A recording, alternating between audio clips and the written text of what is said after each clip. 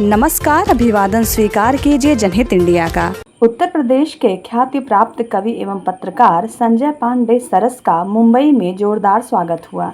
विभिन्न साहित्यिक एवं सामाजिक संस्थाओं ने इनके सम्मान में समारोह का आयोजन किया। मुंबई के राष्ट्रीय साहित्यिक, सामाजिक एवं सांस्कृतिक संस्था नवकुंभ साहित्य सेवा संस्थान एवं माझा सुसंकल्प अभियान के संयुक्त तत्वाधान में रविवार 31 मई 2026 को गोपाल शेट्टी सभागृह, म्यूनिसिपल मजदूर यूनियन मुख्यालय, करी रोड, मुंबई में सम्मान समारोह के साथ ही कवि गोष्ठी का आयोजन किया गया, जिसकी अध्यक्षता महानगर के वरिष्ठ साहित्यकार, शिक्षाविद अवनीश कुमार दीक्षित दिव्य ने किया। मुख्य अतिथि के रूप में आइडियल इंडिया न्यूज के प्रमुख संपादक व राष्ट्रीय प्रमुख महासचिव, प्रवक्ता आइडियल जर्नलिस्ट एसोसिएशन दिल्ली के श्री संजय पांडे सरस, आइडियल जर्नलिस्ट एसोसिएशन दिल्ली के राष्ट्रीय अध्यक्ष, दैनिक समाचार पत्र आइडियल इंडिया न्यूज के संपादक डॉक्टर प्रमोद वाचस्पति एवं वरिष्ठ राष्ट्रीय महासचिव आइडियल जर्नलिस्ट एसोसिएशन दिल्ली के डॉक्टर आरपी विश्वकर्मा उपस्थित थे। उक्त समारोह का आयोजन नवकुंभ साहित्य सेवा संस्थान के राष्ट्रीय मीडिया प्रभारी, कवि एवं पत्रकार विनय शर्मा दीप ने किया तथा संयोजन माझा सुसंकल्प अभियान के संस्थापक, सेक्रेटरी, यूनियन उपाध्यक्ष एवं कवि समाज सेवी डॉक्टर मंगेश पेडामकर ने किया। समारोह का मार्गदर्शन संस्था के राष्ट्रीय अध्यक्ष अनिल कुमार राही ने किया। शब्द से दिल किसी का भी मत तोड़िए,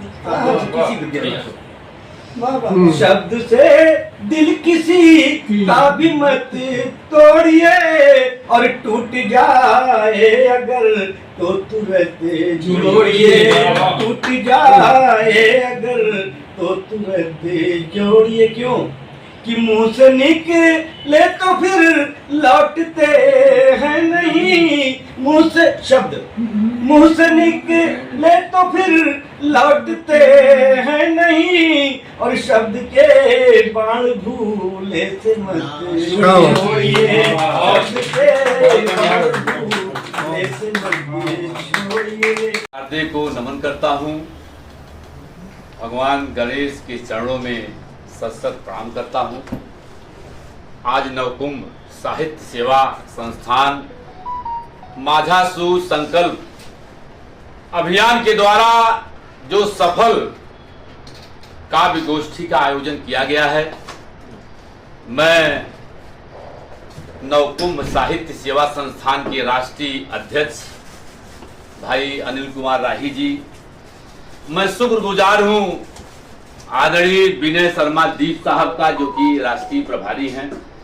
इन्हीं के कारण हम और हमारे राष्ट्रीय अध्यक्ष आइडियल जर्नलिस्ट एसोसिएशन, जिनके मार्गदर्शन में, जो मेरे साहित्यिक गुरु, मैं तो एज ए जर्नलिस्ट हूँ, लेकिन इनके सानिध्य में आकर मैं भी कुछ लिखने लगा हूँ, तो मैं दीप साहब का, नवकुंभ साहित्य सेवा संस्थान का विशेष तौर से आभार प्रकट करता हूं।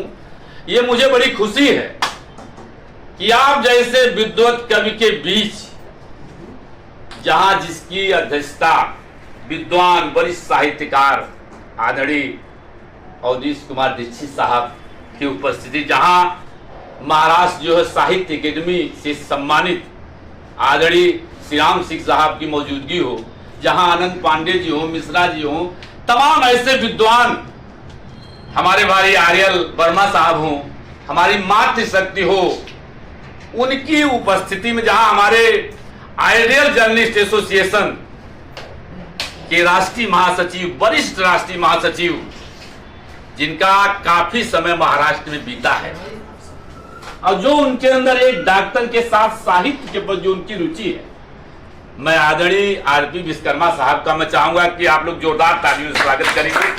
कभी नहीं है, लेकिन साहित्य के प्रति जो उनकी रुचि है, मैं आप सभी का स्वागत करता हूं। मंच के स्वर्णिम सानिध्य को नमन करता हूं, और आदरणीय जो हमारे दीप साहब हैं, हमारे अनिल कुमार राही साहब हैं, जो रचनात्मक माहौल जो अपने संस्था के माध्यम से बना रहे हैं। मैं ज्यादा समय नहीं लूंगा। जब हम लोग 1:30 बजे आए तो हमारे आदरणीय श्री राम सिंह साहब हम लोग बैठे थे, चर्चा हो रही थी, मैं देखा कि 1:30 बजे से लोग बैठे हुए हैं। हमारे दीप साहब और जो हमारे मंगेशकर साहब, कुछ ऐसी ट्रेजेडी हो गई थी जिसके कारण वो लेट आए।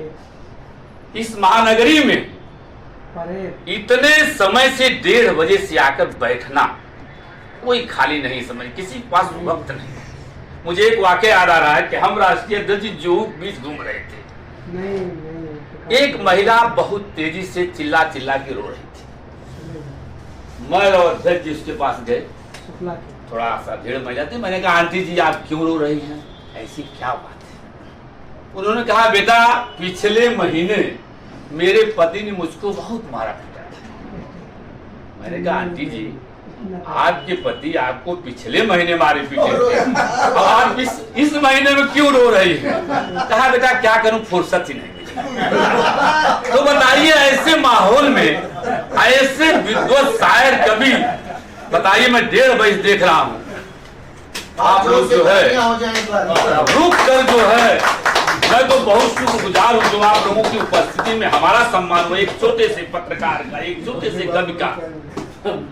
मैं आप सभी विद्वत जो कविगण हैं, मैं उनका दिल की गहराई से स्वागत करता हूं, अभिनंदन करता हूं। मैं अपने को बहुत ही सौभाग्यशाली समझ रहा हूं, जहां आदरणीय दीक्षित साहब, आदरणीय श्री राम साहब, जहां हमारे आनंद जी हो, जहां हमारे तमाम ऐसे जिनका मैं नाम नहीं जान रहा हूं, सबका मैं स्वागत करता हूं, अभिनंदन करता हूं कि मेरे पुण्य कर्म से शायद जो मुझको यह दान मिला, कहने को तो कविता मिली, रहने को हिंदुस्तान मिला।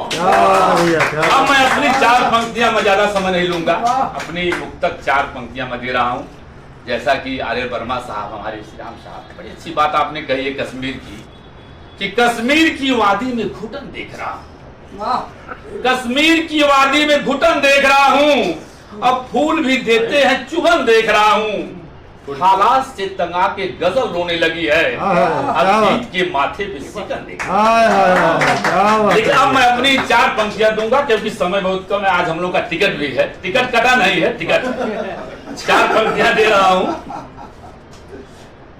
जो हिंदुस्तान की बात, बड़े अच्छी नफरतों की बात हुई है कि आज नफरतों को कभी शायद भी मिटा सकता है, कि हार लिखता है और जीत भी लिखता है, आंसुओं से अतीत लिखता है, हजारों गम निचोड़ कर शायर कवि तब एक रंगीन गीत लिखता है।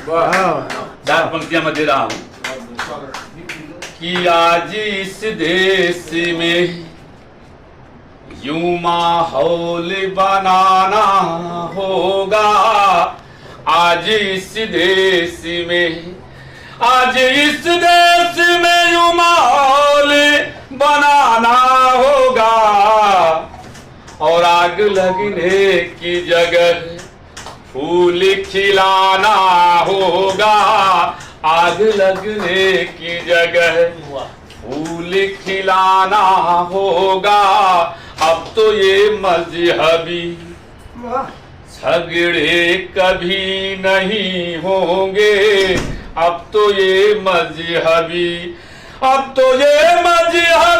झगड़े कभी नहीं होंगे। अब प्रेम का पाठ मगर सबको पढ़ाना होगा, नफरतों के दियों को बुझा दीजिए, नफरतों के दियों को बुझा दीजिए, और प्यार सबके दिलों में जगा दीजिए, प्यार सबके दिलों में जगा दीजिए। माहौल जो है ये कब शायरी बना सकता है। पुनः मैं आप सभी जो विद्वत कवि हैं, मैं उनका हार्दिक स्वागत अभिनंदन करते हुए, जो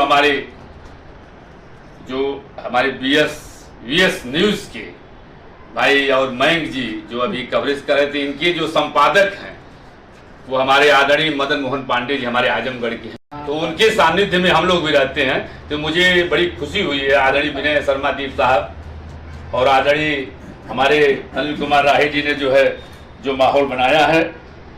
और आखिरी पंक्तियां भी मैं सुना नहीं पाया कि नफरतों के दियों को बुझा दीजिए, प्यार सबके दिलों में जगा दीजिए, प्यार काया से आजल न जाए कहीं, और बढ़ रही दूरियों को मिटा दीजिए, बढ़ रही दूरियों को मिटा दीजिए। पुनः मैं आप सभी का दिल की गहराइयों से हार्दिक स्वागत करता हूं, अभिनंदन करता हूं। जो आपने स्नेह, प्यार और सम्मान दिया है, उसके लिए मैं दिल की गहराइयों से पुनः आपका चरणों में बंद करता हूं।